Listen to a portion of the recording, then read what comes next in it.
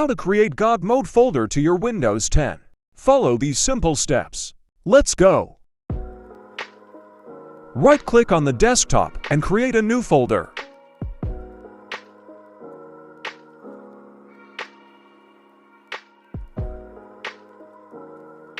Rename the folder to this. Then hit Enter. The folder icon should change to the control panel icon like this. Double-click the newly created folder to access the GodMode settings.